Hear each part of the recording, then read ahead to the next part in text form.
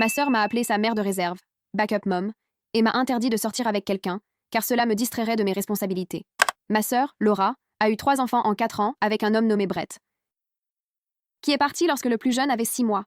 Je suis intervenue immédiatement, parce que c'est ce que fait la famille. J'avais 25 ans, je travaillais comme physiothérapeute, et j'avais mon propre appartement à 10 minutes de la maison de Laura. Tous les matins avant le travail, je passais pour aider à préparer les enfants pour l'école et la garderie.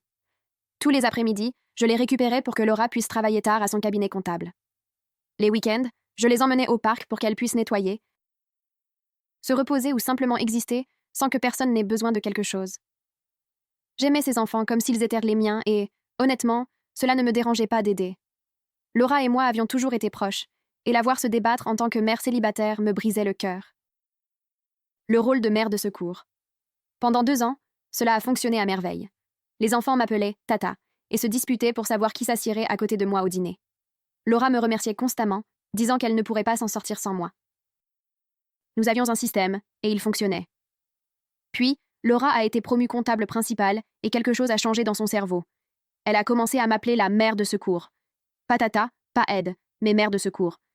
Elle me présentait aux gens comme sa solution de garde d'enfants intégrée. Lorsque l'école avait besoin de coordonnées d'urgence, elle m'a mise comme tutrice secondaire sans demander. Lorsque le pédiatre a posé des questions sur les antécédents médicaux familiaux, Laura a dit de simplement me mettre comme deuxième mère, car je les élevais essentiellement. J'ai essayé d'en rire, mais ensuite les exigences ont commencé à devenir bizarres. Laura m'a informé que je devais ajuster mon horaire de travail parce que les enfants devaient maintenant être récupérés à 14h30 au lieu de 15h. Elle m'en a simplement informé comme si je n'avais pas de travail avec de vrais patients programmés. Quand j'ai dit que je ne pouvais pas changer tout mon calendrier, elle a dit « Les mères de secours font des sacrifices ». Elle a commencé à les déposer à mon appartement sans préavis. Je rentrais à la maison et trouvais 3 enfants à ma porte avec une note disant que Laura avait une réunion d'urgence. L'urgence était généralement qu'elle allait prendre un verre avec des collègues. Elle a donné mon adresse à l'école comme résidence secondaire et leur a dit que les enfants pourraient parfois rester chez moi pendant la semaine. Le directeur m'a appelé, confus au sujet de l'accord de garde. Le vrai problème a commencé quand j'ai rencontré Tom à mon gymnase. Un gars adorable, pompier, avec un sourire incroyable. Nous avons eu quelques rendez-vous et tout allait très bien. Laura l'a découvert lorsqu'elle a fouillé mon téléphone pendant que je jouais avec les enfants. Elle a complètement explosé. Elle a dit que je ne pouvais pas avoir de rendez-vous car les enfants avaient un besoin de stabilité et que faire venir des hommes inconnus les confondrait. Je n'avais même pas encore présenté Tom aux enfants. Laura a dit que ce n'était pas la question. La question était que je devais être disponible à tout moment et que sortir avec quelqu'un me distrairait de mes responsabilités en tant que mère de secours. Elle a en fait dit que j'avais pris un engagement lorsque j'avais accepté d'aider et que sortir avec quelqu'un romprait cet engagement. Elle a dit aux enfants que Tata ne serait peut-être plus autant là parce qu'elle choisissait un homme à la place. Mon neveu de 6 ans a pleuré en demandant pourquoi je ne les aimais plus. C'est à ce moment-là que Laura a imprimé un emploi du temps. Un emploi du temps littéral heure par heure, de quand elle avait besoin de moi pour garder les enfants au cours des 3 prochains mois. Cela incluait des nuitées, des week-ends complets et 2 semaines d'affilée en été, pendant qu'elle partait pour une retraite de travail que j'ai découvert plus tard être facultative. Au bas de celui-ci, elle avait écrit que je devais le signer pour accuser réception de mes fonctions de mère de secours. Elle avait également écrit que je comprenais que sortir avec quelqu'un n'était pas compatible avec ce rôle. Je lui ai demandé si elle était sérieuse, et elle a dit que les parents célibataires n'avaient pas de vie sociale. Alors pourquoi le devrais-je? La remarque sur la mère de secours prenait enfin tout son sens. Elle ne me voyait pas comme un membre de la famille aidant. Elle me voyait comme sa coparente qui vivait juste séparément. Et dans son esprit, les coparents ne sortent pas avec d'autres personnes. Je lui ai dit qu'elle était folle et elle a dit que si je ne signais pas, elle devrait chercher une autre solution de garde d'enfants, ce que les enfants n'aimeraient pas, et ce serait ma faute de les avoir abandonnés. Alors, je l'ai signé. L'exécution rigoureuse de l'emploi du temps. Le lundi matin. Je suis arrivée à la maison de Laura exactement à 6h, comme l'indiquait l'emploi du temps. Le ciel était encore sombre et la rue était calme, à l'exception de la lumière du porche d'un voisin. Je me suis assise dans ma voiture 1 minute, regardant la porte d'entrée de Laura et l'emploi du temps imprimé sur le siège passager. L'emploi du temps disait « Service de garde d'enfants du matin commence à 6h. » Alors, me voici. J'ai pris ma tasse de café et j'ai marché jusqu'à la porte en utilisant la clé de rechange que Laura m'avait donnée 2 ans auparavant, lorsque tout cela avait commencé. La maison était complètement silencieuse à l'intérieur. Aucune lumière n'était allumée, aucun bruit de quelqu'un qui bougeait. J'ai vérifié mon téléphone pour m'assurer que l'heure était exacte. 6h du matin, lundi. C'était ce qu'indiquait l'écriture soignée de Laura. Je suis entrée dans le salon et je me suis assise sur le canapé. Les enfants ne devaient pas se lever avant 6h30 pour l'école. Laura les faisait généralement bouger vers 7h, mais l'emploi du temps ne disait pas 6h30. Il disait 6h. Alors, je suis restée assise dans le salon sombre à boire mon café et à attendre. Vers 6h15, j'ai entendu des pas à l'étage. Laura est descendue en peignoir, l'air confuse et irritée. Elle s'est arrêtée au bas de l'escalier lorsqu'elle m'a vue assise là. J'ai levé ma tasse de café en guise de salutation. Elle m'a demandé ce que je faisais là si tôt. Et j'ai sorti l'emploi du temps imprimé et je lui ai montré la première ligne. Service de garde d'enfants du matin commence à 6h du matin du lundi au vendredi. Elle a fixé le papier, puis moi. Elle a dit « Les enfants ne sont même pas encore réveillés ». Et j'ai hoché la tête et dit « Je sais, mais l'emploi du temps dit 6h, alors je suis là à 6h ». Laura s'est frotté le visage et a demandé ce que j'étais censée faire pendant la prochaine demi-heure. J'ai regardé à nouveau l'emploi du temps et je lui ai dit qu'il ne précisait pas mes tâches pour ce bloc de temps. Seulement que je devais être présente à partir de 6h. Elle a semblé vouloir discuter, mais est allée à la cuisine se préparer du café à la place. Je suis restée sur le canapé, naviguant sur mon téléphone. À 6h30, j'ai entendu les enfants commencer à se réveiller à l'étage, et je suis montée pour les aider à s'habiller comme je le faisais toujours. Laura se tenait dans l'embrasure de la cuisine, me regardant avec une expression étrange que je ne pouvais pas déchiffrer. Toute la routine du matin était gênante, parce que nous savions toutes les deux que j'étais restée assise dans le noir pendant 30 minutes. À suivre simplement ces règles écrites. J'ai préparé le petit déjeuner des enfants et le déjeuner du garçon de 6 ans. Laura ne m'a rien dit d'autre. À 7h15, j'ai mis les enfants dans ma voiture pour les déposer à l'école et à la garderie. Alors que je partais, Laura m'a demandé à quelle heure je reviendrais pour les récupérer. J'ai vérifié l'emploi du temps et j'ai dit 14h comme indiqué ici. Elle a dit que l'école ne finissait qu'à 15h. Et j'ai dit je sais, mais l'emploi du temps dit 14h. Alors, je serai là à 14h. Son visage est devenu rouge, mais elle a simplement fermé la porte. J'ai emmené les enfants à l'école et à la garderie, puis je suis allée au travail. Mon premier patient était à 8h30 et je suis arrivée avec 10 minutes d'avance. Le mardi, je suis arrivée à la maison de Laura à 6h du matin à nouveau. Cette fois, elle était déjà en bas à m'attendre, l'air fatiguée et irritée. Le reste de la semaine s'est déroulé de la même manière. Chaque matin, j'arrivais à 6h, même si les enfants n'avaient pas besoin de moi avant 6h30. Je m'asseyais sur le canapé ou j'aidais à faire du café, ou j'existais simplement dans la maison pendant cette demi-heure supplémentaire. Laura a cessé de commenter, mais je pouvais sentir qu'elle me regardait. Les ramassages de l'après-midi étaient pires. L'école se terminait à 15h, mais l'emploi du temps disait de récupérer à 14h. Alors j'ai commencé à quitter le travail à 13h30 pour m'asseoir sur le parking de l'école. Mon superviseur, Julian, m'a vu partir tôt tous les jours et m'a demandé si tout allait bien. J'ai reprogrammé 3 rendez-vous de patients cette première semaine pour que l'heure de 14 ans fonctionne. Je suis restée assise dans ma voiture sur le parking vide de l'école, à lire ou à naviguer sur mon téléphone pendant que d'autres parents commençaient lentement à arriver vers 14h45. La secrétaire de l'école est sortie le mardi après-midi et a frappé à ma fenêtre pour me demander si tout allait bien. J'ai dit que j'étais juste en avance pour le ramassage. Elle m'a regardé bizarrement et est rentrée à l'intérieur. Le jeudi après-midi, j'étais assise dans ma voiture quand Julian a appelé et m'a demandé de passer à son bureau avant de partir pour la journée. J'ai senti un nœud dans mon estomac parce que je savais que mon horaire bizarre affectait mon travail. J'ai récupéré les enfants à 15h après être restée assise sur le parking pendant 1 heure. Puis je les ai déposés chez Laura. L'emploi du temps indiquait la garde d'enfants du soir de 17h à 20h. J'ai donc eu le temps de retourner à la clinique. Julian était à son bureau lorsque je suis arrivée à 16h15. Il était mon superviseur depuis 3 ans et nous avions toujours eu de bonnes relations de travail. Il m'a demandé de m'asseoir et a dit qu'il avait remarqué que mon emploi du temps était devenu très chaotique dernièrement. J'avais reprogrammé des patients, je partais tôt, j'avais l'air distraite pendant les rendez-vous. Il m'a demandé si quelque chose se passait qu'il devrait savoir. J'ai sorti l'emploi du temps imprimé de Laura et je le lui ai remis. Il l'a lu lentement et son expression est passée de l'inquiétude à la confusion et à quelque chose qui ressemblait à de la colère. Il m'a regardé et m'a demandé si c'était sérieux. J'ai dit « Oui, ma sœur a créé l'emploi du temps et a exigé que je le signe, et maintenant je le suis à la lettre. » Julian l'a relu en faisant attention aux heures. Il a souligné le ramassage à 14h et a dit « L'école ne se termine qu'à 15h. » J'ai dit « Je sais. » Il m'a demandé pourquoi je suivais un emploi du temps qui n'avait aucun sens, et je lui ai expliqué toute la situation, comment Laura me traitait comme une mère de secours au lieu d'un membre de la famille.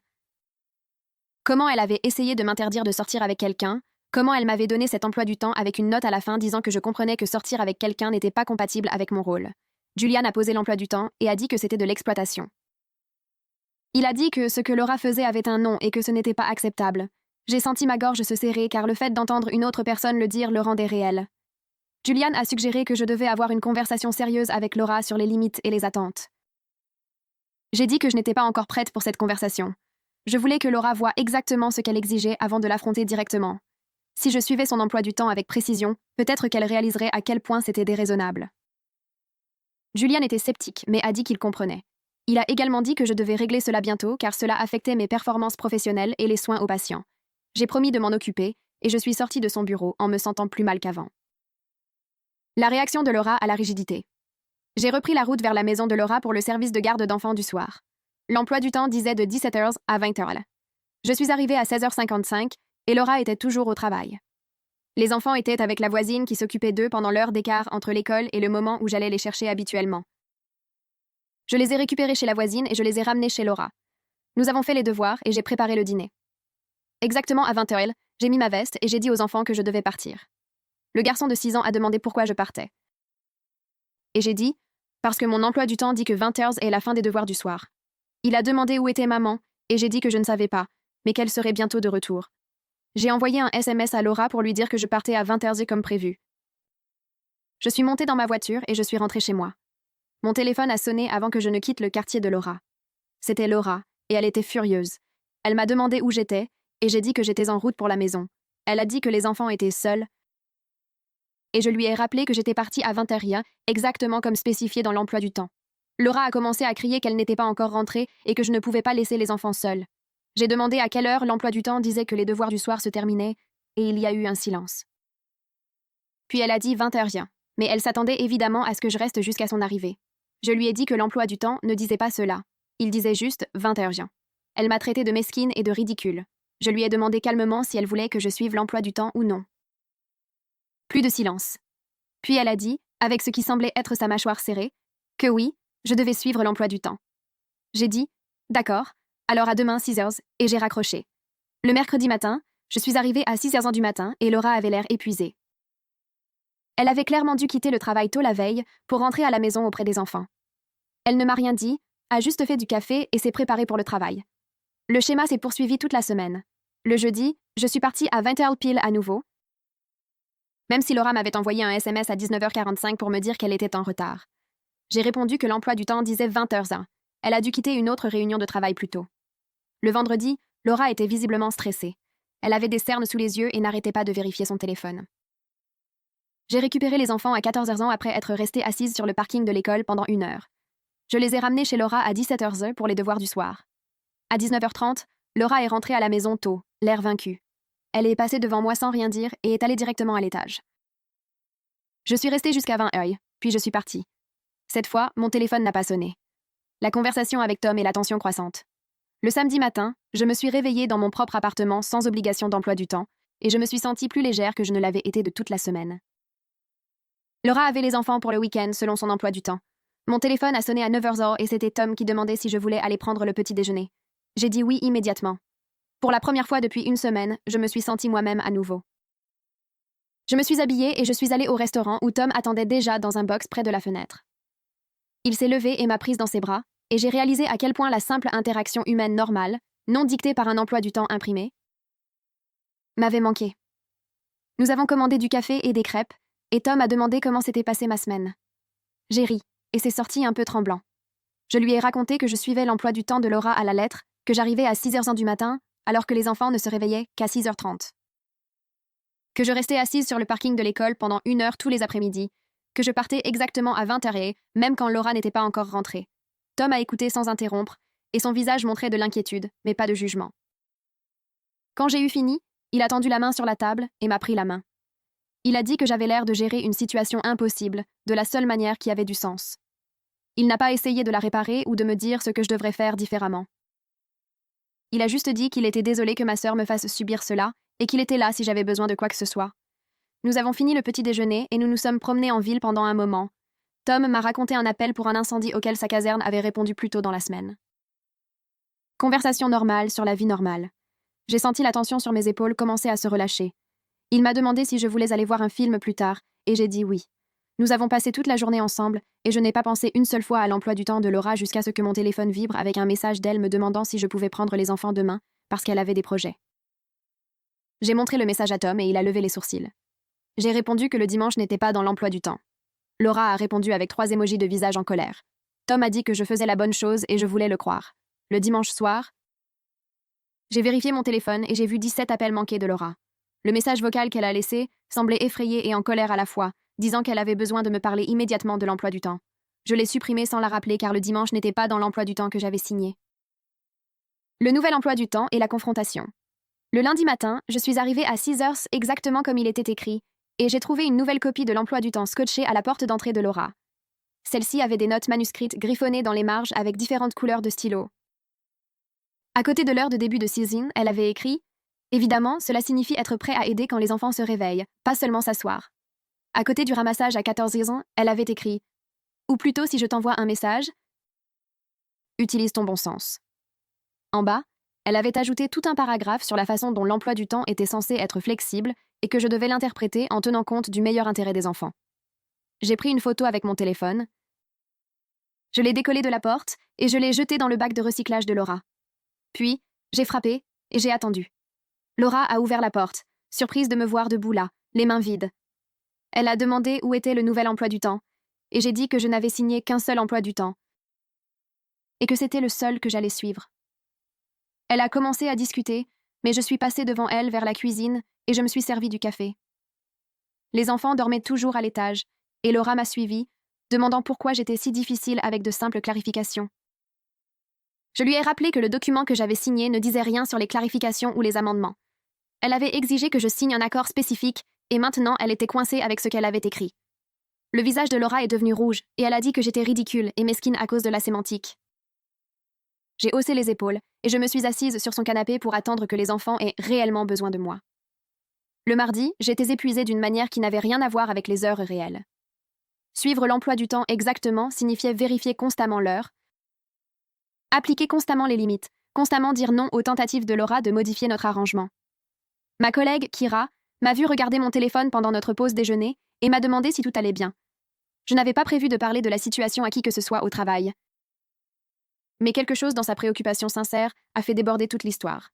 Je lui ai montré l'emploi du temps imprimé de Laura avec toutes mes notes et horodatage. Je lui ai expliqué la désignation de mère de secours et l'interdiction de sortir avec quelqu'un et comment je suivais chaque ligne exactement pour prouver un point. Le visage de Kira est passé de la confusion à l'inquiétude à l'horreur pendant que je parlais. Quand j'ai eu fini, elle est restée silencieuse pendant un long moment avant de dire que ce que Laura faisait avait un nom. Elle a appelé ça de la parentification et de l'exploitation. Elle a dit que sa femme Harper était enseignante à l'école primaire et qu'elles avaient appris l'existence de ce schéma dans les familles où un adulte chargeait de manière inappropriée un autre adulte ou un enfant plus âgé de responsabilité parentale. Kira a dit que c'était une forme de manipulation et de contrôle que les gens ne reconnaissent souvent pas parce qu'elle est enveloppée dans le langage de l'obligation familiale. Entendre quelqu'un nommer ce qui se passait m'a serré la poitrine. J'avais pensé que j'exagérais ou que j'étais égoïste. Mais Kira me regardait comme si Laura avait fait quelque chose de vraiment mal. Kira m'a invitée à dîner chez elle ce mercredi soir pour rencontrer Harper et avoir un autre point de vue.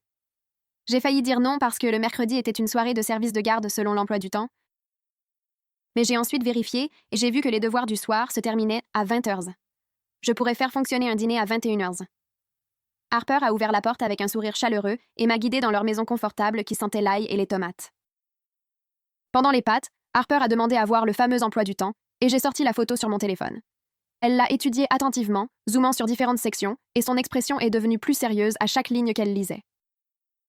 Harper a dit que c'était exactement le type de signal d'alarme qu'elle surveillait dans les familles de ses élèves, où un adulte chargeait de manière inappropriée un autre et le faisait ensuite se sentir coupable d'avoir établi des limites.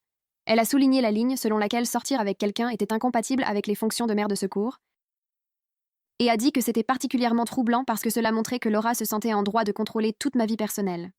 Harper a demandé depuis combien de temps cela durait, et j'ai réalisé avec un sentiment de malaise que l'emploi du temps intense était récent, mais que le schéma se préparait depuis 2 ans. Harper a hoché la tête comme si elle s'attendait à cette réponse. Elle a dit que le comportement de Laura s'était probablement intensifié juste après sa promotion, car les gens réagissent parfois à une responsabilité accrue en essayant de tout contrôler autour d'eux plutôt que d'ajuster leurs propres attentes. C'était plus facile pour Laura de me contrôler que d'admettre qu'elle devait embaucher de l'aide réelle, ou réduire ses heures de travail, ou accepter qu'elle ne pouvait pas tout faire parfaitement. La validation de Harper m'a aidée à me sentir moins folle. Mais elle m'a aussi mise en colère d'une manière que je ne m'étais pas autorisée à ressentir auparavant. J'avais été tellement concentrée à aider Laura et à aimer les enfants que je ne m'étais pas arrêtée pour me demander si ce qu'elle me demandait était raisonnable ou juste. Harper a dit quelque chose d'autre qui m'est resté. Elle a dit que le fait que Laura ait tout mis par écrit et m'ait fait le signer suggérait qu'elle savait à un certain niveau que ses exigences étaient excessives. Sinon, pourquoi aurait-elle besoin d'un accord formel? Les gens ne font pas signer des contrats à leurs membres de famille, à moins qu'ils ne s'inquiètent de la résistance. Cette remarque m'a trotté dans la tête tout le long du chemin du retour. Laura s'était inquiétée que je dise non, alors elle avait fabriqué une crise avec les émotions des enfants, puis elle avait présenté l'emploi du temps comme la seule solution. Je l'avais signé parce que je me sentais piégée, mais Laura avait délibérément tendu le piège. Le point de rupture. Le jeudi matin, mon téléphone a vibré avec un message de Laura, me demandant de prendre les enfants à midi au lieu de 14h parce qu'elle avait une réunion importante. J'ai regardé le message pendant un long moment avant de répondre que l'emploi du temps indiquait un ramassage à 14 ans et que je serais là à ce moment-là. Laura a répondu immédiatement en demandant si j'allais sérieusement la faire manquer une réunion cruciale pour 2 heures. J'ai répondu que j'avais des patients programmés jusqu'à 14 ans et que je ne pouvais pas changer mon calendrier de travail. Elle a envoyé 3 emojis de colère, puis plus rien. J'ai mis mon téléphone en sourdine et je suis allée voir mon premier patient de la journée. À midi, mon téléphone a recommencé à vibrer, mais je l'ai ignoré. À 13h, Julian a frappé à la porte de ma salle de traitement entre les patients et a dit que j'avais un appel urgent. J'ai dit de prendre un message car j'étais avec des patients. Il m'a regardé bizarrement, mais a hoché la tête et est parti. À 14h, j'ai vérifié mon téléphone et j'ai vu 12 appels manqués de Laura et 6 SMS de plus en plus frénétiques. Le dernier disait qu'elle avait dû partir tôt de sa réunion et que je l'avais faite paraître non professionnelle devant toute son équipe. Je n'ai pas répondu. Le mercredi de la semaine suivante, Laura s'est présentée à ma clinique pendant ma pause déjeuner. La réceptionniste avait l'air mal à l'aise alors qu'elle conduisait Laura vers la salle de pause où je mangeais un sandwich. Le visage de Laura était rouge et ses mains tremblaient alors qu'elle exigeait de savoir pourquoi j'étais si rigide et difficile, alors que je savais qu'elle avait besoin de flexibilité. Elle a dit que l'emploi du temps était censé être un cadre, pas une prison, et que je l'interprétais délibérément mal pour la punir. J'ai fini de mâcher ma bouchée de sandwich avant de répondre. Je lui ai dit calmement que c'était exactement l'emploi du temps qu'elle avait créé et exigé que je signe. Je suivais simplement notre accord à la lettre parce que c'était ce qu'elle m'avait demandé de faire. Si l'emploi du temps ne correspondait pas à ses besoins réels, alors peut-être qu'elle devrait reconsidérer ce qu'elle me demandait. La voix de Laura est devenue plus forte alors qu'elle disait que j'étais mesquine et vengeresse. La punissant pour avoir établi des limites raisonnables concernant ma vie amoureuse. Plusieurs de mes collègues avaient cessé ce qu'ils faisaient pour observer notre conversation à travers la fenêtre de la salle de pause. J'ai gardé ma voix ferme et basse en répondant que je ne punissais personne. Je démontrais simplement que ces attentes étaient impossibles pour nous deux. L'emploi du temps qu'elle avait créé ne tenait pas compte de la vie réelle, ni de la flexibilité, ni du fait que j'avais mon propre travail et mes propres responsabilités.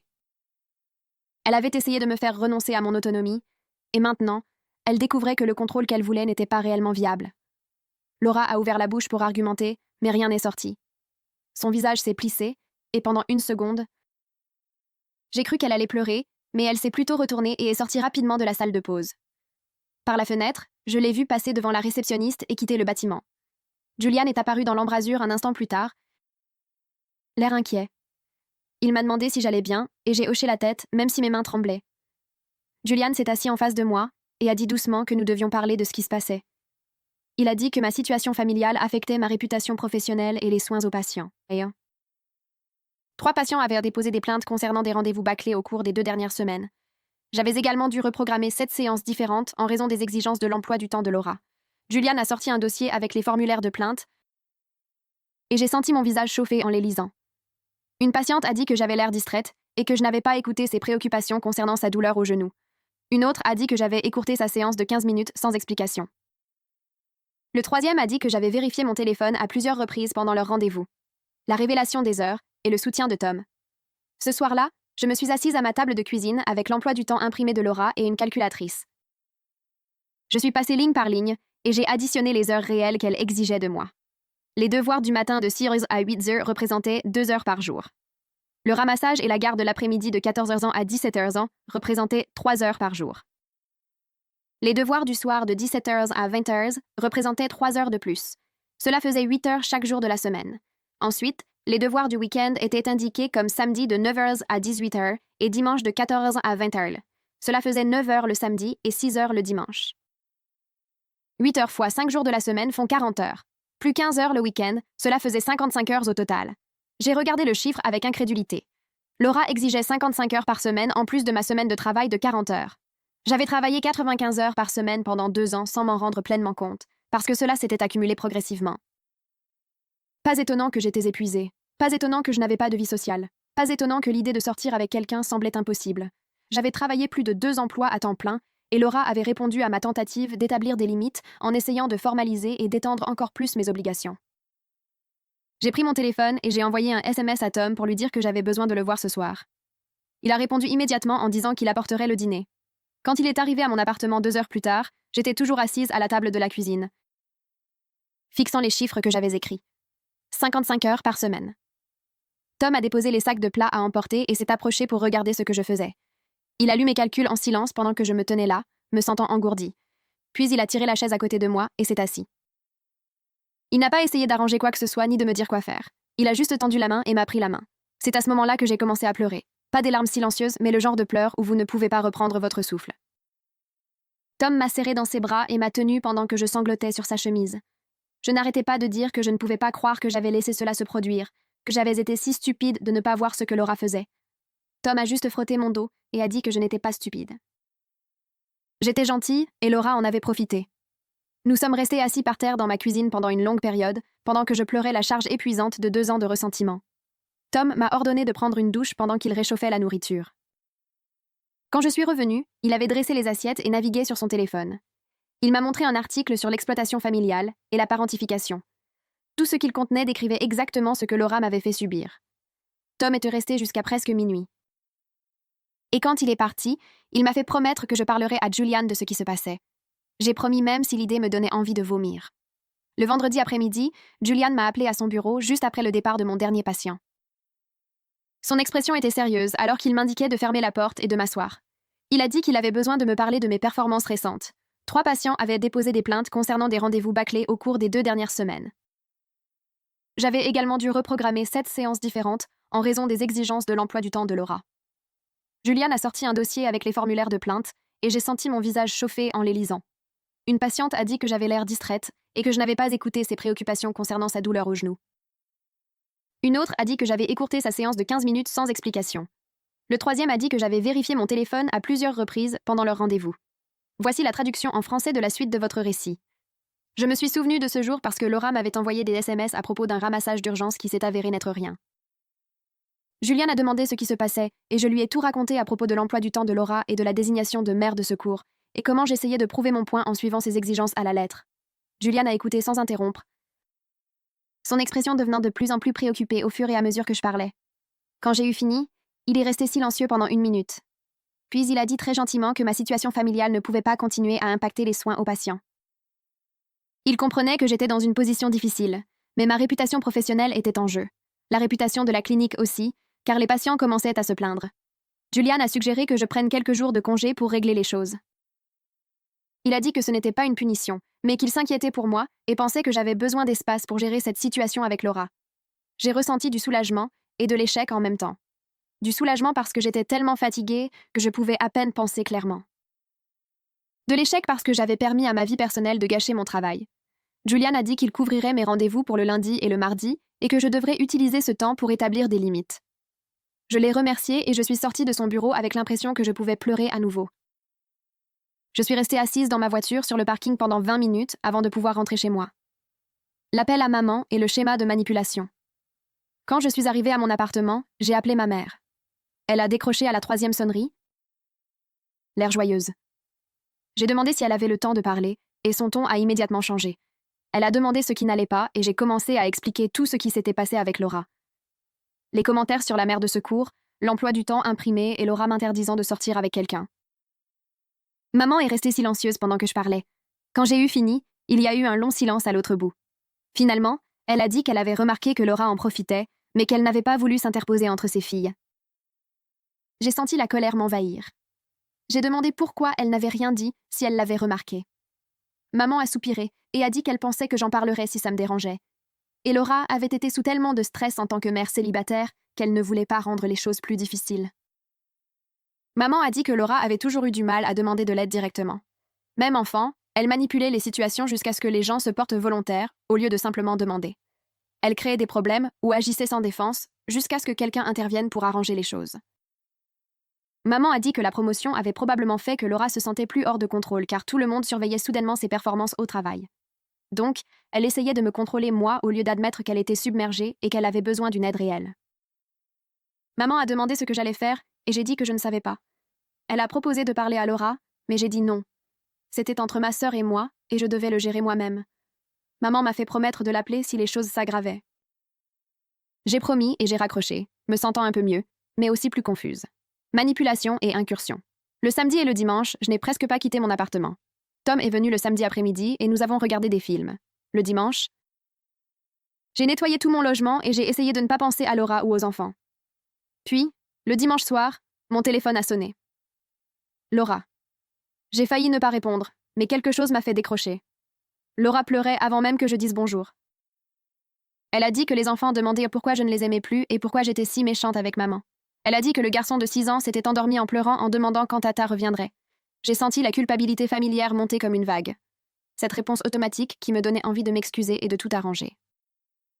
Mais je l'ai réprimée parce que je savais ce que Laura faisait. Elle me manipulait à travers les enfants, tout comme elle l'avait fait pendant des semaines. J'ai dit à Laura très calmement que j'aimais absolument les enfants, mais que je n'étais pas leur mère. Elle devait arrêter de leur dire que je choisissais Tom au lieu d'eux parce que ce n'était pas vrai et ce n'était pas juste pour eux. Laura a commencé à argumenter, sa voix s'élevant. Elle a dit que je les abandonnais et que je rompais mon engagement envers la famille. J'ai raccroché. Mes mains tremblaient tellement que j'ai dû poser le téléphone sur la table. Laura a rappelé immédiatement, mais je n'ai pas répondu. Elle a appelé 3 fois de plus et a envoyé une série de SMS disant que j'étais cruelle et égoïste.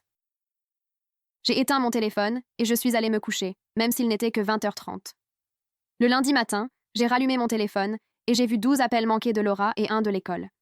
J'ai appelé l'école en premier. La secrétaire a dit que le garçon de 6 ans avait demandé à me voir pendant le dépôt et était devenu contrarié quand Laura avait dit que je ne venais pas. Il voulait s'assurer que tout allait bien avec la famille. J'ai dit que tout allait bien et que j'avais parlé à mon neveu.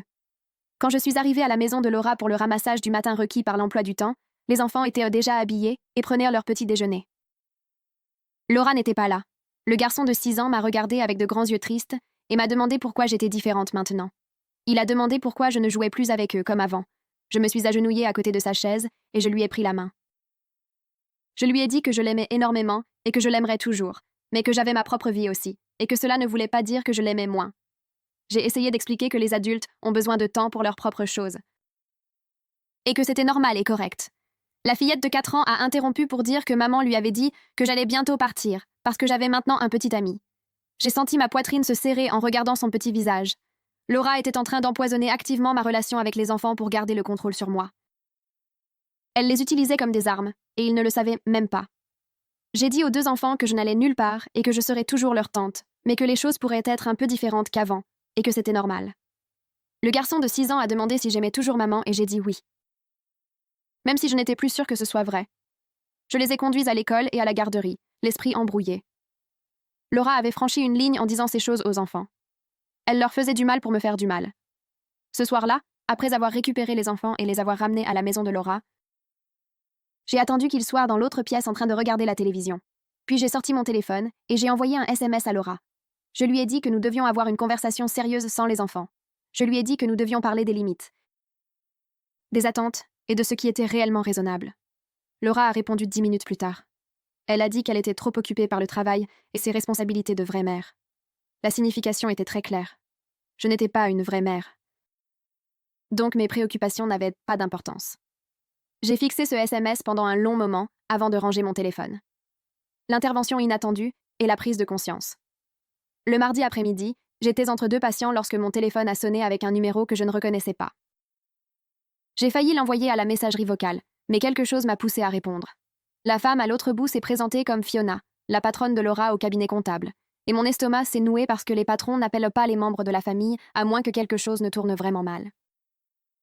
Elle s'est immédiatement excusée de s'immiscer, mais elle a dit qu'elle s'inquiétait pour Laura et espérait que je pourrais éclaircir certaines choses. J'ai serré mon téléphone plus fort et j'ai demandé ce qui se passait.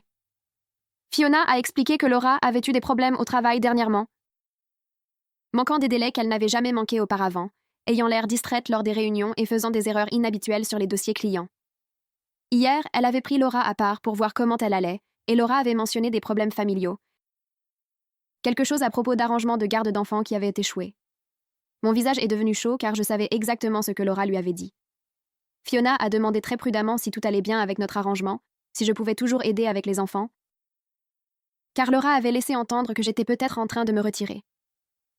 Je me suis assise lourdement dans ma chaise de bureau, stupéfaite que Laura discute de cela au travail, se faisant potentiellement paraître peu fiable auprès de sa patronne. J'ai pris une profonde inspiration et j'ai dit à Fiona qu'il y avait eu un malentendu sur les attentes et que Laura et moi étions en train de le résoudre. J'ai gardé ma voix diplomatique, même si je voulais crier que Laura manipulait la situation pour me faire passer pour le problème. Fiona a semblé soulagée et a dit qu'elle était contente que nous communiquions. Puis elle a ajouté que Laura semblait être soumise à une pression énorme et qu'elle avait peut-être besoin de plus de soutien qu'elle n'était prête à l'admettre. Elle m'a donné les coordonnées de son mari. Elle a dit qu'il s'appelait Rory et qu'il était thérapeute familial spécialisé exactement dans ce genre de situation. Je l'ai remercié et j'ai enregistré le numéro, même si je n'étais pas sûre de l'utiliser. Cette nuit-là, je n'ai pas pu dormir. Mon cerveau rejouait chaque interaction avec Laura des 2 dernières années, comme un film que je ne pouvais pas éteindre. J'ai regardé le plafond, me rappelant le moment exact où le langage de la mère de secours avait commencé. Et tout à coup, ça s'est mis en place comme une pièce de puzzle que j'avais ignorée. C'était juste après une réunion de famille où le frère de Brett, Axel, avait posé des questions sur les enfants, demandé comment Laura gérait tout toute seule, et Laura avait mis cette expression tendue sur son visage. Elle s'était lancée dans tout un discours sur le fait qu'elle n'était pas seule, qu'elle avait un excellent système de soutien, qu'elle gérait parfaitement bien la maternité célibataire. La semaine suivante, elle a commencé à m'appeler mère de secours au lieu de simplement dire que j'aidais. Je me suis retournée et j'ai pris mon téléphone, naviguant à travers de vieux SMS, et j'ai trouvé le schéma que j'avais manqué en le vivant. Chaque fois que quelqu'un remettait en question son rôle parental ou laissait entendre qu'elle avait besoin d'aide, le contrôle de Laura sur moi se renforçait. Quand sa collègue de travail a mentionné les options de garde d'enfants, Laura a ajouté les devoirs du matin à mon emploi du temps. Quand maman a suggéré un service de nettoyage, Laura a commencé à me faire venir les week-ends pour l'aider dans les tâches ménagères. La promotion lui avait donné une sécurité financière, mais aussi plus d'yeux sur elle, plus de gens qui observaient, plus de chances que quelqu'un remarque qu'elle avait du mal. Elle ne pouvait pas contrôler si les gens la jugeaient, mais elle pouvait me contrôler moi. Elle pouvait faire croire qu'elle gérait tout parfaitement en faisant de moi sa mère de l'ombre. La consultation avec le thérapeute. Le jeudi matin, j'ai appelé le numéro de Rory avant de pouvoir me convaincre de ne pas le faire. Il a décroché à la 2e sonnerie, et je lui ai expliqué qui j'étais et comment j'avais obtenu ses coordonnées. Il a suggéré que nous nous rencontrions cet après-midi, pendant ma pause déjeuner, dans un café près de ma clinique. Je suis arrivée 10 minutes en avance, et j'ai commandé un thé que je n'ai pas bu, mes mains tremblant autour du gobelet en carton. Rory est arrivé exactement à l'heure. Un homme d'apparence calme, d'une 40aine d'années, qui s'est assis en face de moi et a simplement attendu que je commence à parler. Je lui ai tout raconté. Toute l'histoire depuis que Brett était parti jusqu'à l'emploi du temps imprimé et Laura m'interdisant de sortir avec quelqu'un. Il a écouté sans interrompre, hochant seulement la tête de temps en temps et prenant des notes sur un petit carnet. Quand j'ai eu fini, il est resté silencieux pendant un moment avant de confirmer ce que j'avais déjà commencé à soupçonner. Laura présentait un comportement de contrôle enraciné dans une profonde insécurité et la peur du jugement en tant que mère célibataire. Il a expliqué cela soigneusement. Il a dit que Laura me voyait probablement comme une extension d'elle-même, plutôt que comme une personne distincte, d'où le fait qu'elle se sentait en droit de dicter ma vie amoureuse et mon emploi du temps. Elle n'essayait pas exactement de me faire du mal. Elle essayait de contrôler sa propre anxiété en me contrôlant moi, en faisant de moi un outil qu'elle pouvait utiliser pour gérer sa peur d'être perçue comme inadéquate. Chaque fois que quelqu'un remettait en question son rôle parental, elle resserrait son emprise sur moi pour prouver qu'elle avait tout sous contrôle. Rory s'est penché en avant et a dit « La thérapie familiale pourrait aider ». Mais Laura devait d'abord reconnaître le problème. Il m'a averti que les personnes ayant sa mentalité résistent souvent à l'aide, car admettre qu'elles en ont besoin est perçu comme admettre un échec en tant que mère. Et pour Laura, cette peur de l'échec était le moteur de tout. Il m'a demandé si je pensais que Laura serait disposée à s'asseoir avec un médiateur. Et honnêtement, je ne savais pas. Je l'ai remercié pour son temps et j'ai repris le chemin du travail avec ces mots qui tournèrent dans ma tête. Ce nouveau cadre pour comprendre 2 ans de ma vie. L'affrontement final. Le vendredi soir, j'étais en train de préparer le dîner quand on a frappé à la porte de mon appartement. J'ai regardé par le Judas et j'ai vu Laura se tenir là avec les 3 enfants et 2 valises. Et mon cœur a commencé à s'emballer avant même que j'ouvre la porte. Laura est passée devant moi dès que j'ai tourné la poignée, poussant les enfants à l'intérieur et jetant un sac de nuit dans mes mains. Elle a dit qu'elle avait été appelée pour un voyage d'affaires d'urgence et qu'elle avait besoin que je les garde pour le week-end. Ces mots sortaient rapidement et saccadés, comme si elle lisait un scénario qu'elle avait répété. J'ai regardé les enfants debout dans mon entrée, l'air confus et fatigué, puis Laura, qui ne me regardait pas dans les yeux. J'ai marché jusqu'à mon réfrigérateur, où l'emploi du temps imprimé était toujours scotché, jaunissant légèrement sur les bords à cause de 2 semaines de vapeur de cuisine. Je l'ai pointé du doigt et j'ai dit à Laura très calmement que la garde d'enfants le week-end n'était pas dans l'emploi du temps que j'avais signé. Le visage de Laura est immédiatement devenu rouge. Cette rougeur de colère que j'avais vue 100 fois auparavant. Elle a commencé à crier que j'étais ridicule. C'était une urgence. La famille aide la famille quand des urgences surviennent. Sa voix est devenue plus forte à chaque mot et le garçon de 6 ans a commencé à pleurer. J'ai gardé ma voix stable et j'ai demandé quelle était l'urgence exactement. Laura a bafouillé que c'était une crise de travail, une situation client qui nécessitait une attention immédiate. J'ai demandé pourquoi elle ne m'avait pas appelé en premier. Ne m'avait pas prévenu au lieu de simplement se présenter avec des valises faites. Elle a dit qu'elle n'avait pas le temps et que je rendais les choses beaucoup plus difficiles que nécessaire.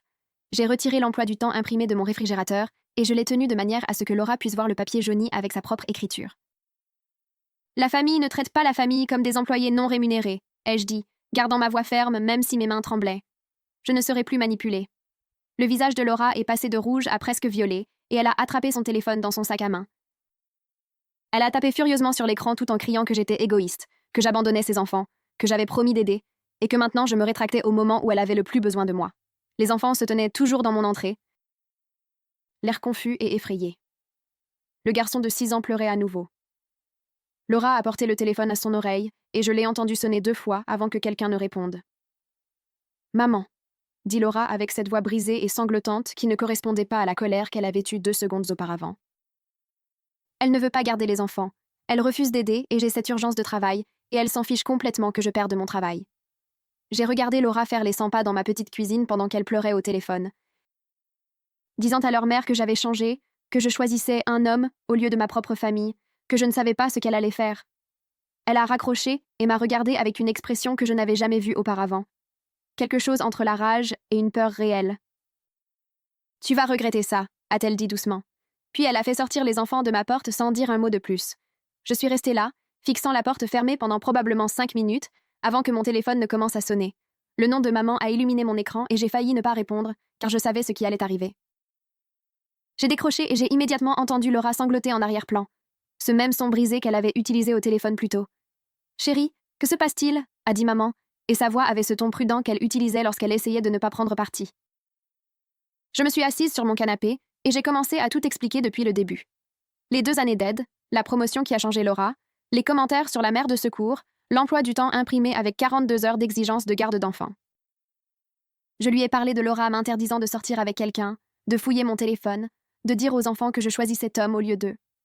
Maman était restée silencieuse pendant que je parlais, et je pouvais toujours entendre Laura pleurer. Mais ça semblait plus éloigné maintenant. J'ai expliqué l'emploi du temps que j'avais signé et comment je le suivais à la lettre pour montrer à Laura à quel point ses exigences étaient impossibles. Quand j'ai eu fini, il y a eu un long silence où personne n'a rien dit et les pleurs de Laura s'étaient complètement arrêtés. « Est-ce vrai ?» a dit maman, mais elle ne s'adressait plus à moi. « Laura, est-ce que ce qu'elle dit est vrai ?» J'ai entendu la voix de Laura, mais je n'ai pas pu distinguer les mots. Juste le ton défensif qui signifiait qu'elle essayait de tout justifier. La voix de maman a changé. Elle est passée de prudente à déçue d'une manière que j'ai reconnue depuis que nous étions petites et que l'une de nous avait vraiment fait une gaffe. « Laura Marie, nous devons parler de cela en privé, » a dit maman. « Toi et moi devons avoir une conversation très sérieuse sur ce qu'il est approprié de demander à ta sœur. » La ligne est restée silencieuse et j'ai réalisé que maman avait raccroché sans me dire au revoir. Je suis restée assise sur mon canapé, tenant mon téléphone et ayant l'impression que j'allais vomir. Le visage du garçon de 6 ans continuait de se rejouer dans ma tête. La confusion et la douleur lorsque Laura les a traînés hors de mon appartement. Ils ne comprenaient pas ce qui se passait, et ce n'était pas de leur faute. 1 heure s'est écoulée et j'étais passée du canapé à mon lit, toujours entièrement vêtue et fixant le plafond. Mon téléphone a sonné à nouveau, et c'était maman qui rappelait. « Je vais garder les enfants pour le week-end », a-t-elle dit sans aucune salutation. Ils regardent un film dans le salon en ce moment. Sa voix sonnait fatiguée d'une manière que je n'avais jamais entendue auparavant. Toi et Laura devez vous asseoir avec quelqu'un qui peut vous aider toutes les deux à mieux communiquer. Quelqu'un de neutre. J'ai dit que cela me semblait bien et j'ai attendu ce qu'elle allait dire ensuite. J'ai besoin de te dire quelque chose et j'ai besoin que tu écoutes juste, a poursuivi maman. J'ai permis le comportement de ta sœur en intervenant toujours pour aplanir les choses. Chaque fois qu'elle t'a trop demandé, je t'ai dit que la famille aide la famille et que Laura avait eu une période difficile. J'ai cherché des excuses pour elle, au lieu de lui dire qu'elle était déraisonnable. C'est fini maintenant. J'ai senti quelque chose se relâcher dans ma poitrine que je ne savais pas qui était tendu. Maman a dit qu'elle nous aimait toutes les deux, mais que ce que Laura faisait n'était pas juste, et que j'avais parfaitement le droit d'avoir ma propre vie. Nous avons parlé pendant encore 20 minutes de logistique et de limites, et de la façon dont cette médiation pourrait fonctionner. Quand nous avons raccroché, je me suis finalement levée et j'ai mis mon pyjama, même s'il n'était que 19h. L'établissement de nouvelles limites. Le mardi matin, je me suis réveillée avec un SMS de Laura qui était si long que j'ai dû faire défiler pour le lire en entier. Elle l'avait envoyé à 3h du matin, ce qui signifiait qu'elle était restée debout toute la nuit pour l'écrire. Le message disait que je l'avais humiliée devant maman et que maman la traitait maintenant comme une mauvaise mère. Elle disait que je l'avais aussi humiliée devant sa patronne, Fiona, parce qu'apparemment Fiona lui avait demandé si tout allait bien avec les arrangements de garde d'enfants et que Laura avait dû admettre qu'il y avait des problèmes familiaux. Le texte continuait en disant que si je ne voulais plus aider, je devais simplement le dire au lieu de jouer avec l'emploi du temps et de la faire paraître incompétente. Elle a écrit qu'elle avait toujours été là pour moi quand j'avais eu besoin d'elle, et que c'était ainsi que je la récompensais de son soutien. La dernière ligne disait qu'elle supposait que je savais maintenant où j'en étais et qu'elle réglerait les choses toute seule comme elle le faisait toujours. J'ai tout lu 2 fois, puis j'ai commencé à taper ma réponse. J'ai écrit tout ce que j'avais pensé pendant des semaines, mais que je n'avais pas réussi à dire. J'ai dit à Laura que j'avais aidé 42 heures par semaine pendant 2 ans, que j'avais calculé le temps réel et que cela équivalait à un emploi à temps plein en plus de mon vrai travail. J'ai expliqué que j'aimais absolument ces enfants, mais que je n'étais pas leur mère et qu'elle devait arrêter de me présenter de cette façon. J'ai écrit sur la façon dont sa tentative de contrôler ma vie amoureuse avait franchi une ligne que je ne pouvais pas revenir en arrière. Comment le fait de dire aux enfants que je choisissais Tom au lieu d'eux était de la manipulation. J'ai dit que je comprenais qu'elle était effrayée et submergée en tant que mère célibataire, mais cela ne lui donnait pas le droit de me traiter comme une employée qu'elle pouvait planifier et contrôler. Je lui ai dit que j'étais prête à aider avec un horaire raisonnable qui respecterait nos 2 vies et nos limites. Je ne signerai plus d'accord et je n'accepterai plus d'être appelée mère de secours. La dernière partie était la plus difficile à écrire. Mais je me suis forcée à la taper. Elle devait décider si elle voulait mon aide en tant que membre de la famille qui se soutient mutuellement ou si elle voulait trouver une garde d'enfants alternative.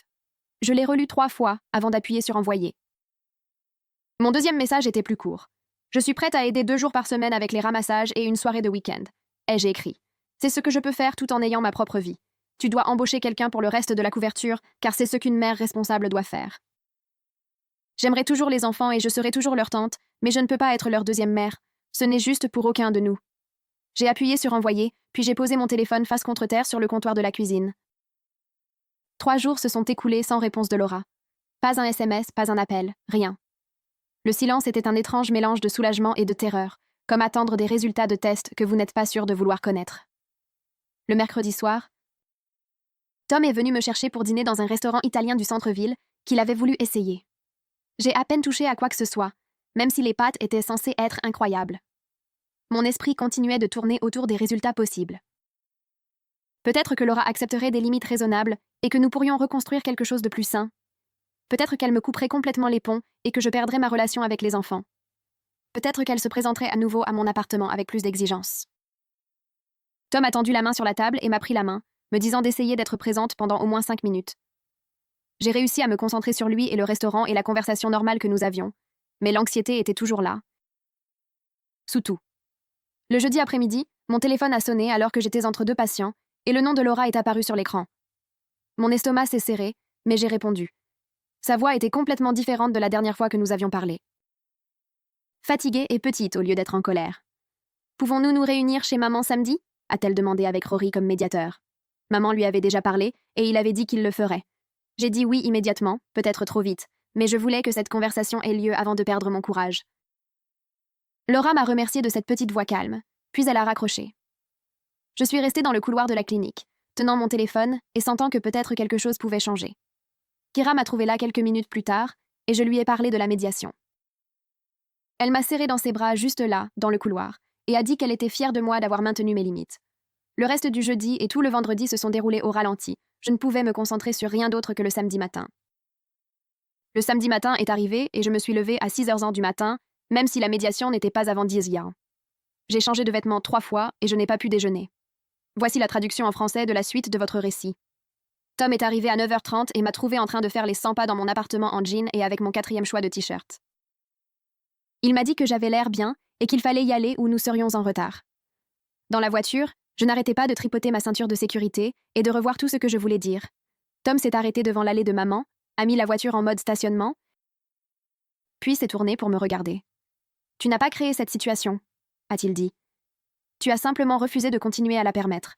Ce n'est pas la même chose que de la causer. » J'ai hoché la tête et j'ai pris une grande inspiration. Il m'a serré la main et je suis sortie de la voiture avant de pouvoir changer d'avis. La porte d'entrée de maman était déjà ouverte et je pouvais voir la voiture de Laura garée dans la rue.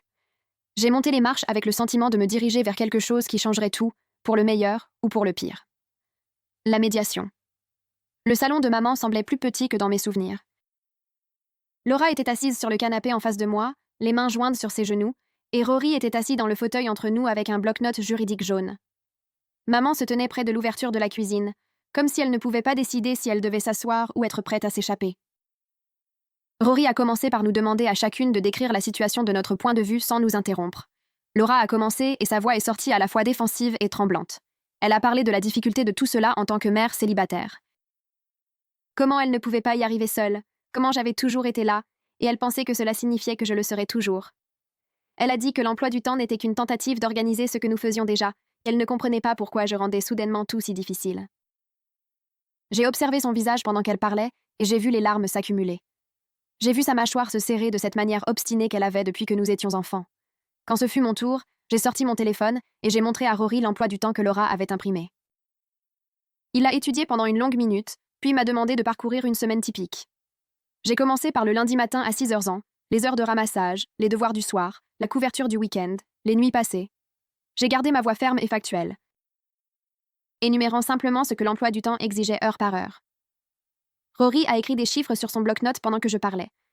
Quand j'ai eu fini, il a regardé Laura et a demandé si c'était exact. Elle a hoché la tête, mais a dit que je faisais en sorte que ça paraisse pire que ce que c'était. Que la famille cède. Rory a demandé combien d'heures par semaine l'emploi du temps m'obligeait. Laura a ouvert la bouche, mais rien n'est sorti. Rory a tourné son bloc-notes pour que nous puissions toutes les deux voir le calcul écrit là, en colonne soignée. 42 heures par semaine de garde d'enfant. Laura a fixé le nombre comme si elle ne l'avait jamais vu auparavant. Rory lui a doucement demandé si elle réalisait qu'elle m'avait demandé de faire un travail à temps plein en plus de mon vrai travail à temps plein. Le visage de Laura a changé, puis l'attitude défensive s'est fissurée en quelque chose qui ressemblait à un choc. Elle a dit qu'elle n'avait jamais fait le calcul de cette façon. Elle savait juste qu'elle avait besoin d'aide le matin, le soir et le week-end. Rory a hoché la tête et a demandé ce qui se passerait si elle embauchait quelqu'un pour fournir 42 heures de garde d'enfant par semaine. Laura a murmuré que cela coûterait plus que son remboursement hypothécaire. La pièce est devenue silencieuse, à part le tic-tac de l'horloge de la cuisine. Puis Laura a commencé à pleurer pour de vrai. Pas les larmes de colère et défensive d'avant, mais ces horribles sanglots brisés qui secouaient tout son corps. Elle a dit qu'elle avait tellement peur tout le temps, peur d'échouer, peur d'être jugée, peur que le départ de Brett prouve qu'elle n'était pas assez bonne pour être la partenaire ou la mère de qui que ce soit. Elle a dit que lorsque j'ai accepté d'aider après le départ de Brett, elle s'est sentie moins seule. Comme si peut-être si j'étais engagée comme mère de secours. Alors elle avait quelqu'un et n'était pas juste un échec faisant tout toute seule. Les mots sortaient en désordre et désespérés entre les sanglots. Elle a dit que la promotion avait tout empiré parce que plus de gens la regardaient. Plus de gens pouvaient voir si elle se trompait et elle avait besoin que je sois verrouillée pour ne pas s'effondrer. J'ai senti ma propre gorge se serrer en l'écoutant. Je comprenais la peur. Vraiment. Mais la comprendre ne rendait pas ce qu'elle avait fait juste. J'ai attendu que ses pleurs ralentissent. Puis j'ai dit que je comprenais pourquoi elle avait peur. Mais que je ne pouvais pas sacrifier toute ma vie pour gérer son anxiété. Je lui ai dit que je l'aimais et que j'aimais absolument les enfants, mais que j'avais besoin de limites et qu'elle devait accepter que demander de l'aide n'était pas la même chose qu'échouer en tant que mère. Laura a essuyé son visage et a dit qu'elle savait qu'elle était allée trop loin.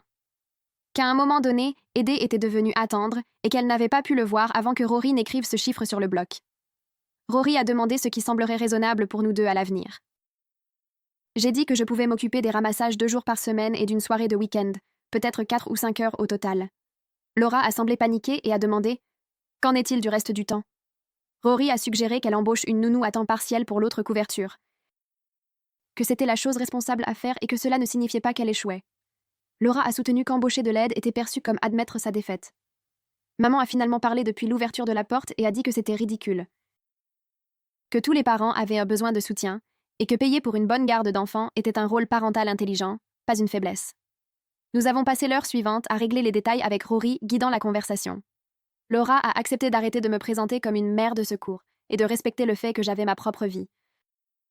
Y compris de sortir avec quelqu'un. Elle embaucherait une nounou pour la couverture que je ne pouvais pas fournir.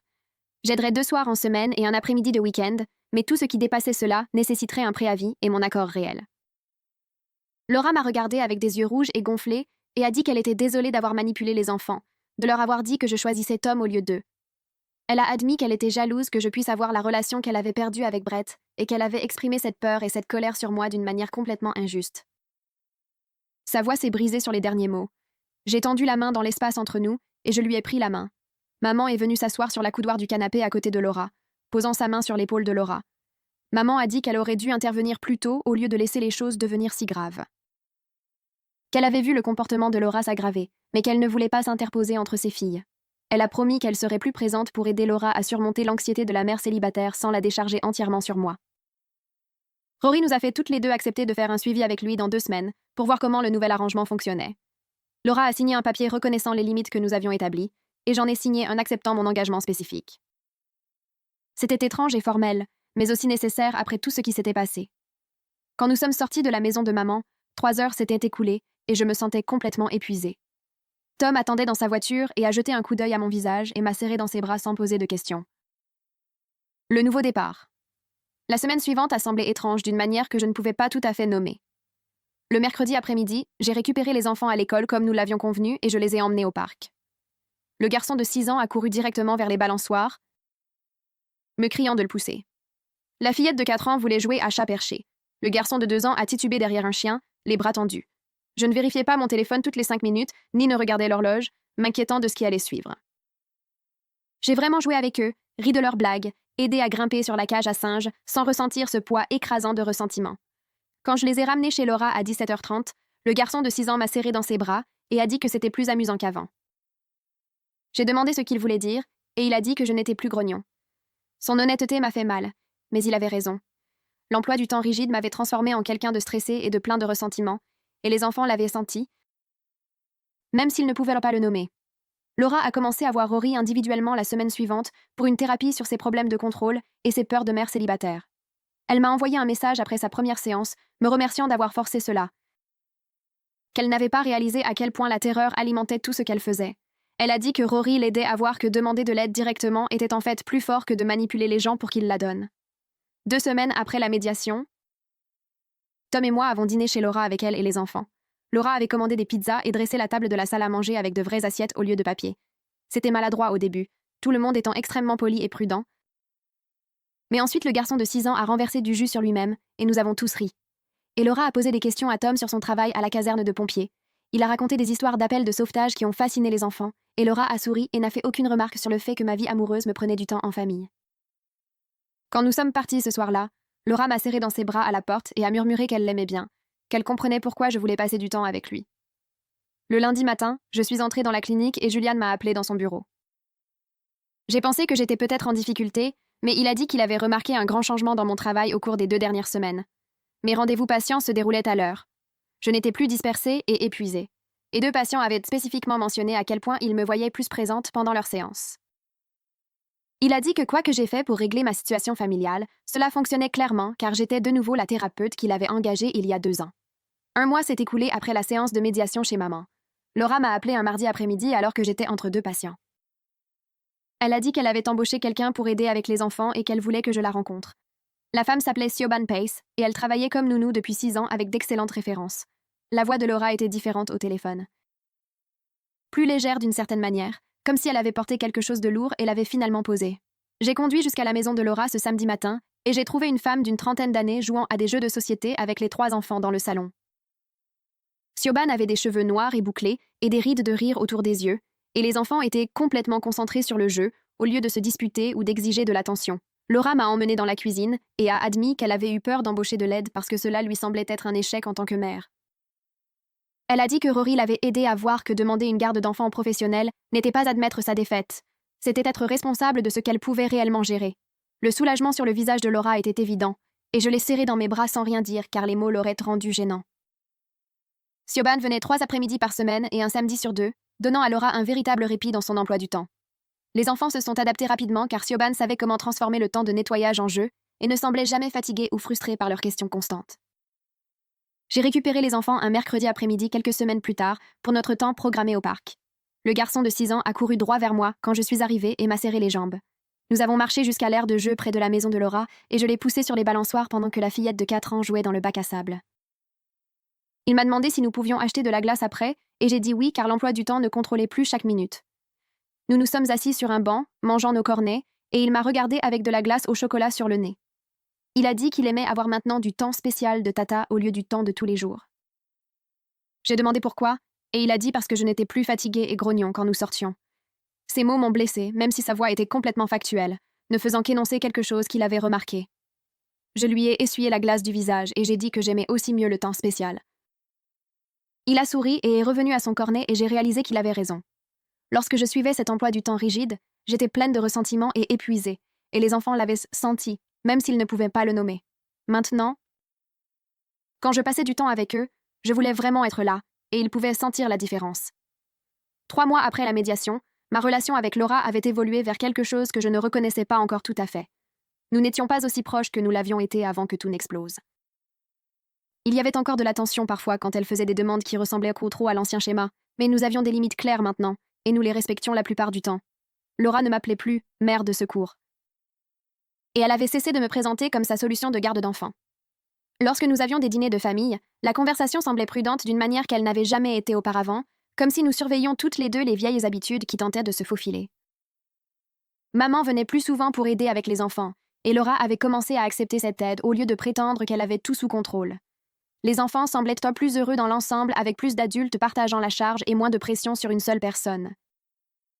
Ce n'était pas la proximité facile que Laura et moi avions l'habitude d'avoir, mais cela semblait plus honnête d'une certaine manière, construit sur la réalité plutôt que sur des attentes inexprimées et un ressentiment croissant. Tom et moi avons commencé à planifier un voyage d'un week-end à la côte pour le mois suivant. Nous regardions des hôtels en ligne un soir dans mon appartement, quand j'ai réalisé que je devais probablement en parler à Laura, puisque cela tombait sur l'un de mes jours habituels avec les enfants. Je lui ai envoyé un message avec les dates et lui ai demandé si elle pouvait ajuster l'emploi du temps. Elle a répondu en quelques minutes, me disant de m'amuser et qu'elle s'arrangerait avec Siobhan. Pas de culpabilité, pas de commentaires sur le fait que je donnais la priorité à ma relation sur la famille. Juste une simple reconnaissance que j'avais ma propre vie. J'ai montré le message à Tom et il a souri et a dit que c'était un progrès. C'était un si petit moment. La réponse décontractée de Laura à propos d'un week-end, mais elle représentait tout ce pour quoi j'avais lutté au cours des derniers mois. Le droit d'avoir ma propre vie et mes propres projets tout en restant une tante aimante pour les enfants de ma sœur. Pas une mère de secours, pas une coparente, juste une tante qui aidait quand elle le pouvait et vivait sa propre vie le reste du temps.